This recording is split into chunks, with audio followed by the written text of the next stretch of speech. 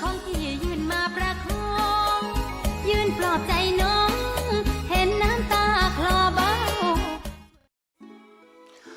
Hi guys, welcome back to my channel. If it's your first time here, my name's Peter. I'm going to share a story with you today that I've read on several websites. It's about an Australian man, a disabled man actually, who was apparently conned out of 10 million Thai baht in Thailand. And if you don't know how much 10 million baht is, I'll put the conversion rates up on screen for you to have a look at. And I'll just talk a little bit about it at the end. So here goes, I'm going to read this exactly as it's written. Sanook reports that a 49-year-old Australian disabled man who thought he had found his soulmate in Chiang Mai has been swindled out of about 10 million Thai baht by his sweet-talking lover. Love blossomed as they continued their relationship online and marriage was in the air, or so he thought. The pair were the same age and she would care for him and help him cope with his disability. He bought her a house, 2 expensive cars and financed a shop. Then a man turned up claiming to be her brother, but in reality it was her ex-husband. Now she's disappeared and it turns out the house was never bought at all. Police and lawyers demanded cash and now the man is staying at a retirement home in Hua Hin while he figures out what to do. He's in desperate need of surgery and has offered a reward for anyone who can track down the supposed love of his life, who turned out to be a common fraudster. 2 years ago, GP came on holiday to Thailand and despite a spinal injury that left him with limited mobility, he travelled all over the kingdom before arriving in Chiang Mai.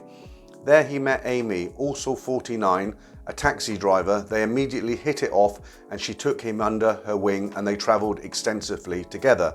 A relationship blossomed, then he went back to Australia. They kept in touch by social media and his feelings grew stronger. He made the decision to move to Thailand and promised to improve Amy's life. Then came the financial commitments.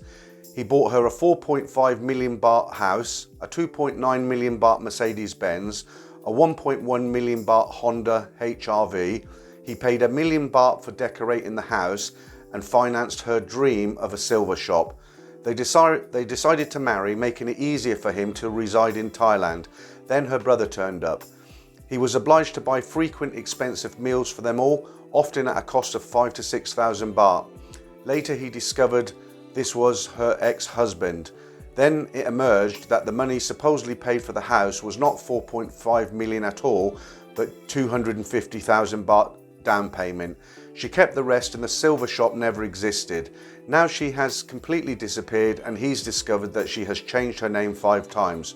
GP contacted Chiang Mai police and a lawyer, but they both needed money to act on his behalf. He says he'll be happy if he gets just some of his money back and he won't press charges if he can get a settlement.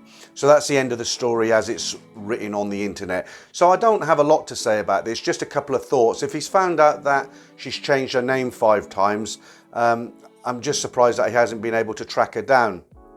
As far as hoping to get some of his money back, I think he's on there's no way, because even if the police were interested in chasing this lady, when they eventually caught up with her, all she's going to do is pay them more money than he can pay them, and obviously he can't pay them very much because he's lost the majority of his money, and they'll just walk away. So I don't think the guy's got any chance.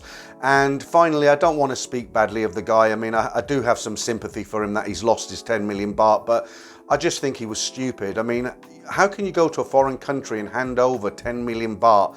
I know it's easy in hindsight to say it could have been done, but personally, if it was me, you know, obviously I would have done checks. If somebody was buying a house, I would have made sure that house was bought. I would have paid the money. I wouldn't have given the money to the lady. I would have bought the house myself. That's what I would have done. So that's it. I just wanted to share this story with you. It's a bit of a warning to some of those guys out there who are a little bit naive. Just be careful.